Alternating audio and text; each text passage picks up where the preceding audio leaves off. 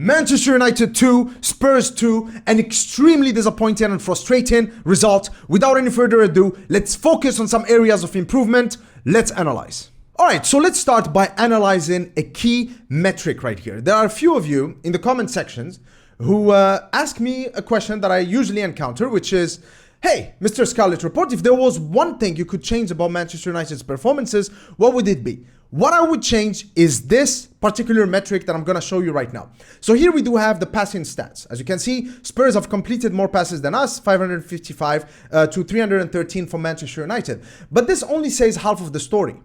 The other half comes when you look at how many times have we lost possession. And what you can see here is that Spurs have lost it 131 times and we have lost it 132 times. Basically what you can do here is to just divide this number by the amount of passes, and then you're gonna get a percentage, which is each team, how many times do they lose possession in proportion to the passes that they make. This is an extremely important metric, and I've already done the calculations. In the case of Spurs, it's 23%, which is not great, but it's all right. In the case of Manchester United, it's 42%. What this means is that, literally for Manchester United, nearly every 2 passes that we make, one of them goes to the opposition. This is crazy. And this particular metric right here, to me, measures efficiency. How efficient is every team when it comes to using the ball? Whenever we have possession of the ball, what it is that we do with it. And this metric is extremely important because if it goes up, then that means that you are extremely inefficient and you're making life difficult for yourself. And if it goes down, then that means that you gain more control over the game. And this is insanely good in modern football. Everything else can improve in relation to this particular metric. If you bring it down, that means you are making your team much more efficient. You are not losing possession a lot in proportion to your passes. It means first that you are much more effective at getting the ball forward to your players. That means that the Rashfords, the Garnachos, the Hojlunds, the Bruno Fernandes, they can now actually create more chances. Some of those chances are going to be eventually go into the net and be counted as goals. It also means on the other end of the pitch that you are not needlessly just giving the ball away to the opposition so they can create chances against you. You're frustrating them. They have to work hard to get the ball. You're not making it easy for them. This metric right here shows control. And Manchester United are so erratic. This is so frustrating for me because we have to learn how to control the game. We make it extremely easy for the opposition. This particular metric right here, we have to bring it down. And some of you, I know what you're going to say. In the comment section, we'll say, well, Mr. Scarlet Report, doesn't this have something to do with the style of play? Obviously, if you go more direct, you play more counter-attacking style, a faster type of football, then obviously your passing accuracy decreases, therefore you are giving away more of the possession. Yes, I agree. But to a certain extent, not 42%. The most effective counter-attacking teams still do have patterns. Counter-attacking football is still methodical in the way these teams use the ball. Once we get the ball, what do we do with it? What kind of runs are we making? Whoever has the ball makes what kind of passes? To whom? What kind of areas are we targeting? Once we get into the wings, are we cutting it back or putting crosses into the far post? What is it that we do? And with that, even though they do lose possession a little more than other teams that play more of a controlled possession kind of football, it's still methodical and it still counts as efficient use of the ball. But here at 42% from Manchester United, and when you consider the chances that we have created, only a few really in the game, then that's extremely inefficient. Really, it's just mind-boggling why we cannot improve this metric. And this actually affects us in many ways. Like if we look at this, for example, here we do have what is called the attack momentum map. Basically, the green bars are the Manchester United momentum, so chance creation / possession, and then the purple ones are Spurs. As you can see, only after the right before the halftime and somewhere around the 70th minute did Manchester United have any kind of sustained momentum, as opposed to Spurs, who had momentum for long periods of time, basically just pounding us and keeping the ball and making us run around chasing it. This is so inefficient. And as a top team, we can never be considered as serious title contenders unless we improve on this. Learn to use the ball efficiently. And this affects so many areas of the game. So many areas. Now let's look at a second metric. So, sorry, not a metric, but a second area of improvement. set pieces. Now here, with this footage, what we can see here is the following three players: Aaron Wan-Bissaka, Hojlund, and Kobbie Mainoo, who are going to be marking the following three players: Richarlison, Romero, and Van de Ven. Now, what happens is this, as you can see from the way they are going about it, is what we're going to end up with is Kobbie Mainoo marking Romero, Aaron Wan-Bissaka marking Richarlison, and then Hojlund marking Van de Ven. Now, first of all, before we even talk about the goal and how we ended up conceding it, I have a major problem with this. Not Kobbie Mainoo as a player, but with this setup. Because Romero, if you've checked the stats, he scored 3 goals this season out of 11 shots. He is a threat, a monster in set pieces. And in fact, he hit the bar in this game. Again, he was marked by Mainoo.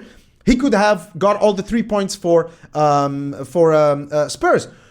Why is it that Kobbie Mainoo, an 18-year-old youngster who is not really the most physical, he's not the tallest, he's not the strongest, why is he the one in charge of marking Romero, the biggest threat from set pieces that Spurs have?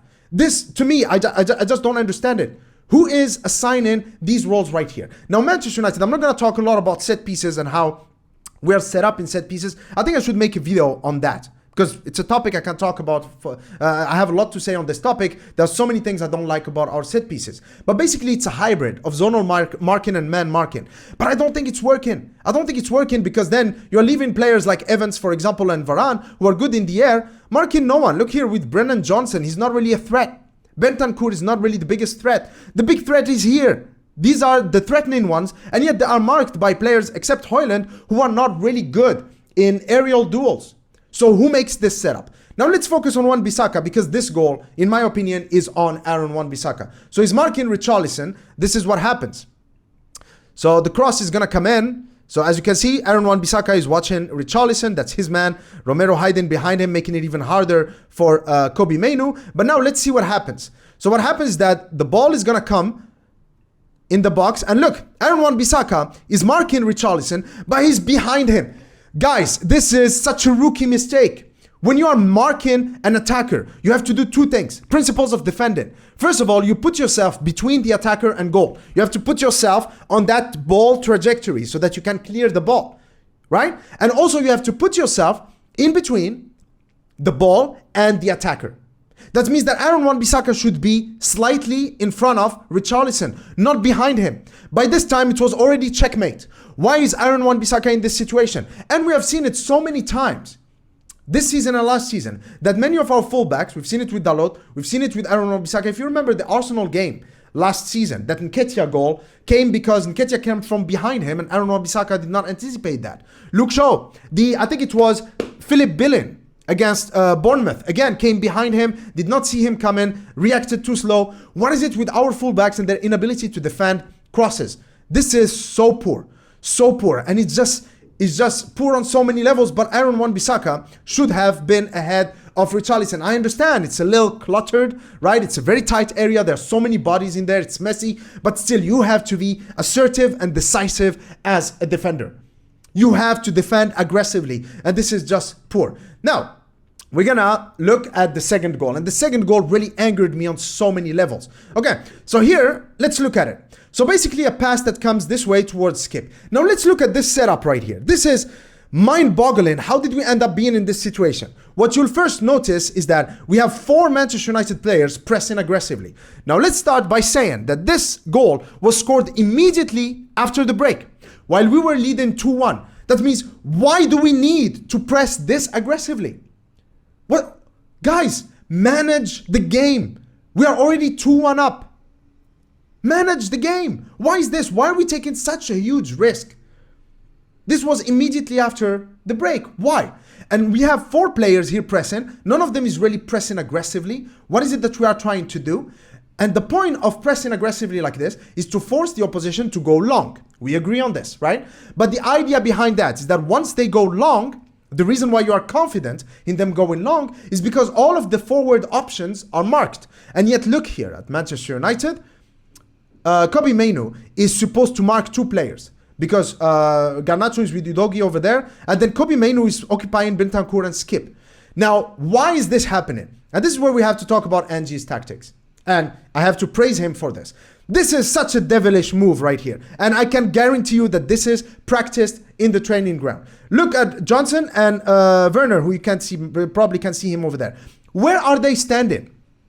As wide and as high as possible to stay outside of the offside trap. That means they are by the byline. Right before the byline, there is no offside. And why are they doing this? Is to force the Manchester United centre backs to stay on this line. Because if we go further, then that means that we are just giving them an advantage because they are not going to be offside anyway. That means that now we are tied to stay in this area. That means that we have less bodies here. So we fell in the trap. That means we went to press them high. Our back line has to be glued to the halfway line because Brennan Johnson and Werner are there, which means that Kobbie Mainoo has to deal by himself with two midfielders. And so one great pass and we are set. Okay, now how do you solve this problem? Now I haven't really meditated on this problem a lot, but I can see a simple and elegant solution to this conundrum over here. Werner is too wide to be a target for this kind of pass. I don't think that Romero would be able to execute a pinpoint pass to Werner so that he becomes like a really dangerous target. What you should do is very simple. Have Dalot slide over here, which means that Evans can slide and just occupy this space here with Richarlison. Varane can slide a little bit, which means that Aaron Wan-Bissaka can actually move slightly to this area right here. Not too close that he's going to be man-marking Bentancur, but close enough to restrict this space right here and allow Kobbie Mainoo to go and mark Skip over there. That would mean that Romero, who's not really the greatest passer, would not have as many obvious passes as he does right now. That means that we would have a better chance of just intercepting that pass. But we didn't do that. So first of all, we are taking an unnecessary risk. We are compromising our defensive shape. And then we were not even set up in a way to make sure that once that long ball comes in, we are able to just intercept and challenge for it. What happens instead is Skip gets the ball.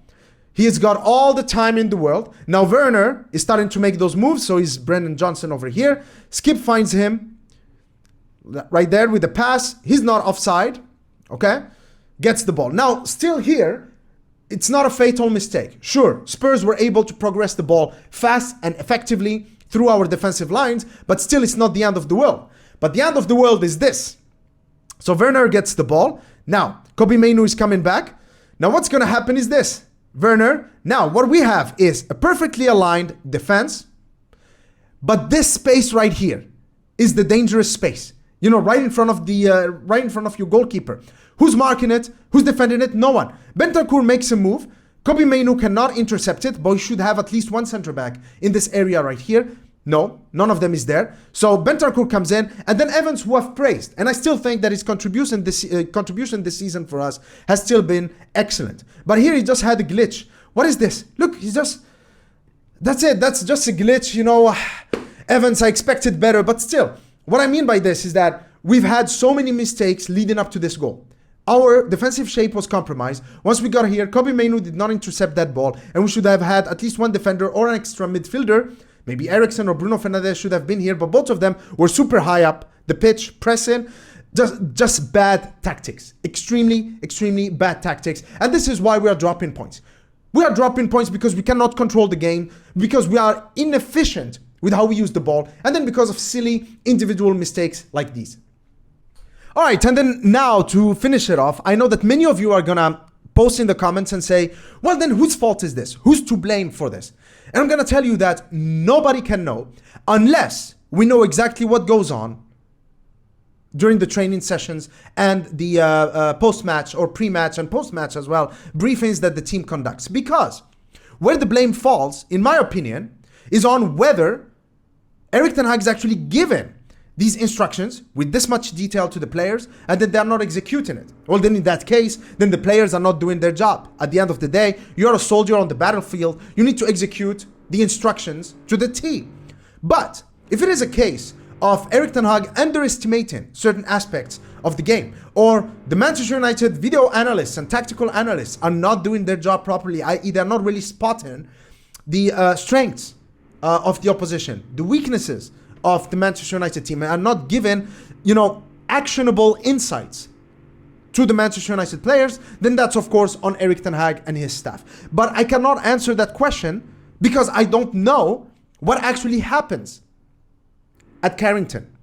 And none of us can know. But all I know is that as a Manchester United fan, I want this to stop because this is ridiculous. We are sabotaging ourselves.